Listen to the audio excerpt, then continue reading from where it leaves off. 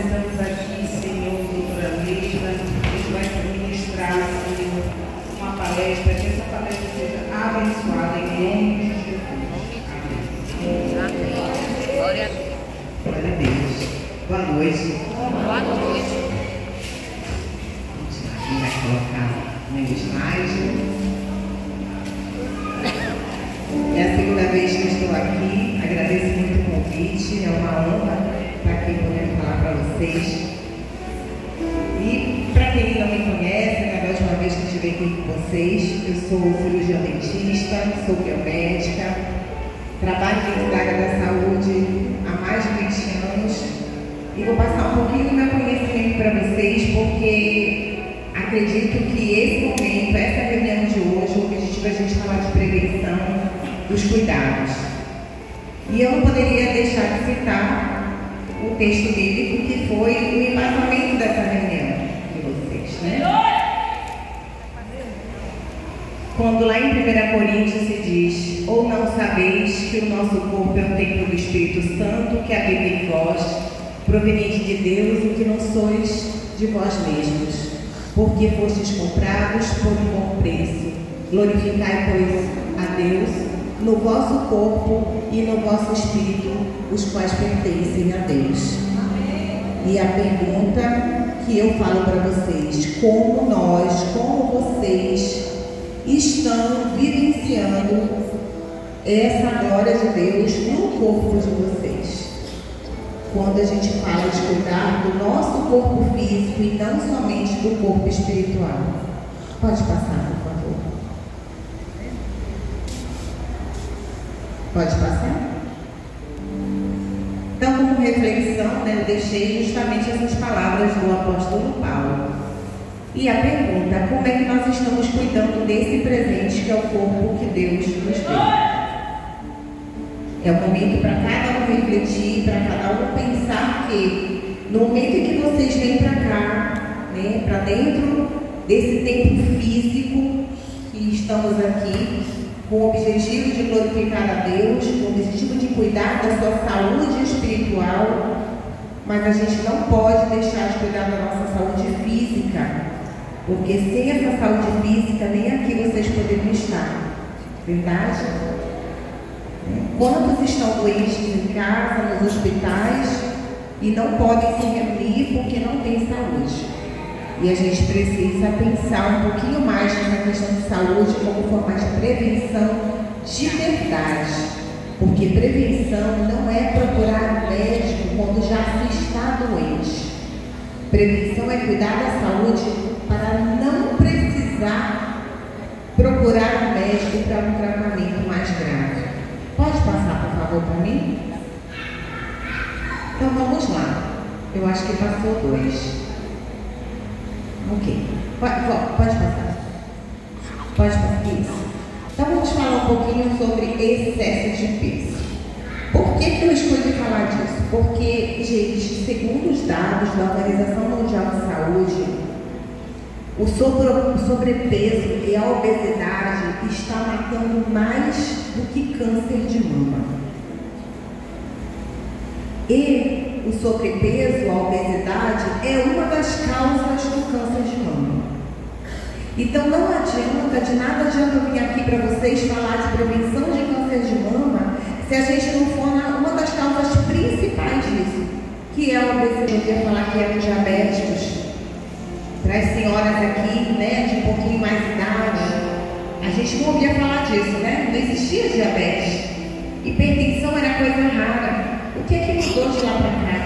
O que é que mudou na nossa vida que a gente parou de cuidar da saúde ao ponto de hoje, em cada família, ter alguém diabético ou ter alguém hipertenso?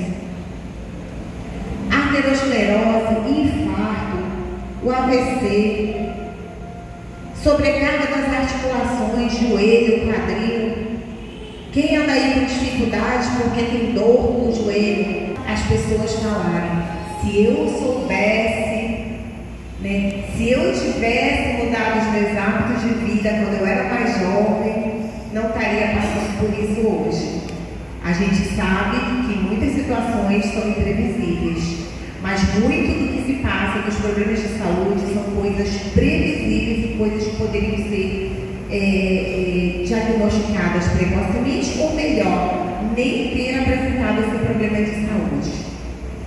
Além de que excesso de peso, baixa autoestima, gera depressão, gera ansiedade, né? E eu tenho alertado muitas pessoas, gente, que depressão e ansiedade não é falta de Deus no coração. Conheço gente que é temente a Deus, frequenta um templo, congrega com pessoas, é ativo na sua fé e mesmo assim tem depressão.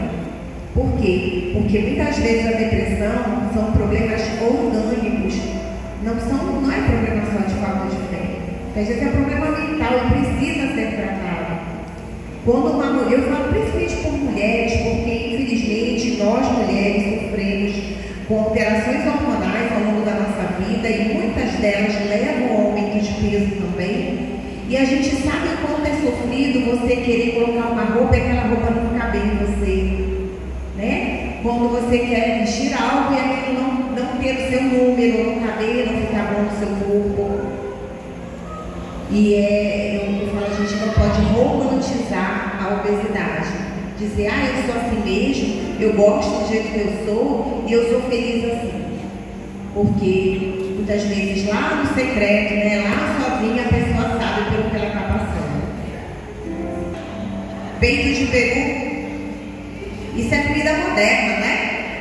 Isso é comida, isso é alimento que jogaram na nossa frente e disseram, é isso que vocês vão comer nos dias de hoje. O que é que Jesus comia? Eu fui hoje caçar isso daí. Digo, não é possível, tinha mais coisa lá.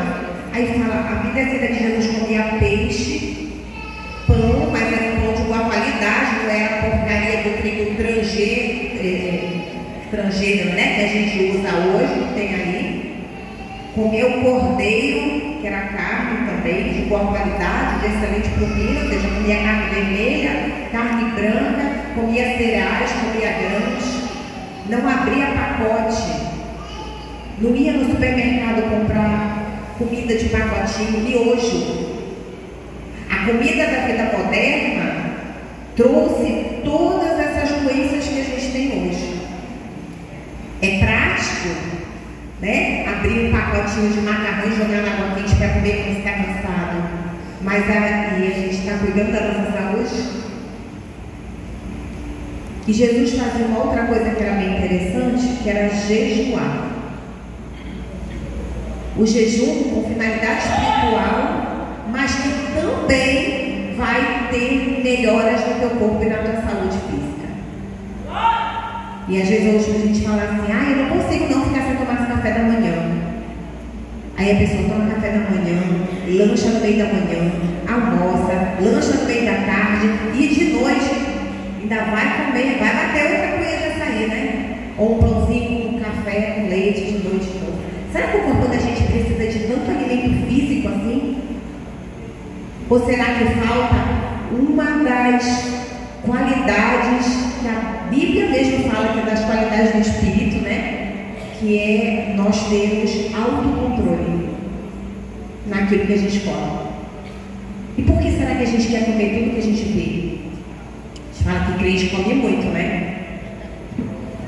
Toda reunião, né? É baseada em comida, não é isso?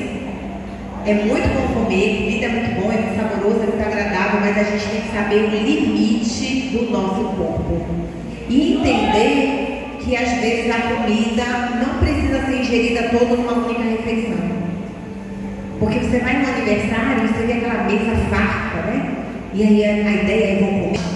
Emite uma radiação eletromagnética. Como é que a mensagem chega para a gente no celular sem estar conectada nem no fio? É radiação eletromagnética. E já tem estudos que comprovam que o uso excessivo de celular gera um câncer, tumor no cérebro. Imagina quem dorme com o celular debaixo do travesseiro, recebendo essa radiação eletromagnética o dia inteiro e a noite inteira. Mais uma outra informação para vocês. A luz do celular gera na gente, estimula na gente a secreção de um hormônio chamado dopamina, que é o hormônio do bem-estar, é o hormônio do prazer. Então você vai rolando a tela, você não quer parar. Você não quer parar, porque você quer ver a próxima, você quer fofocar a vida do outro, e você quer vai lá no Instagram, né, no Facebook, vai olhando um, vai olhando o outro, vai olhando o outro, e você, quando vê, a madrugada chegou e não foi dormir. Então, hora de dormir, né? Às vezes eu falo até com o meu esposo que está aqui assistindo, né? Assim, eu vou dormir já, desliga o celular, desliga a televisão, abaixa o volume. E aí é o momento de você orar e dormir. Para quem está acostumado a ficar com o celular ligado o tempo todo, vai ter dificuldade, vai dizer, então não vem. Por que não vem? Porque o teu cérebro ficou treinado a querer mais. E os primeiros dias vão ser difíceis, de verdade. Você não vai conseguir dormir, vai rolar na cama para um lado para o outro, a tentação vai vir de pegar o celular de novo. Sim, olha o autocontrole. As pessoas não ligam de ir, só vão quando estão com dor de dente, né? Só vão quando não conseguem mais comer nada, porque o dente está mole, está doendo, ou vão passar para arrancar o dente, gente. Eu sou dentista, adoro arrancar o dente, eu gosto da minha profissão, mas assim, eu gosto de fazer o procedimento, mas é triste tirar dente, sabendo que poderia ter sido salvo aquele dente na boca. Arranca tudo logo e bota logo uma dentadura, né? Tem muita gente que chega pra gente e pede isso. Só que os dentes da gente, eles são importantes lá para aquele primeiro tema que eu falei ali para vocês, ó, a alimentação. Como é que eu vou me alimentar bem se eu não tenho os dentes direitinho na minha boca? Se tá cheio de cara, eu tô com dor. Quem com dor de dente consegue comer direito?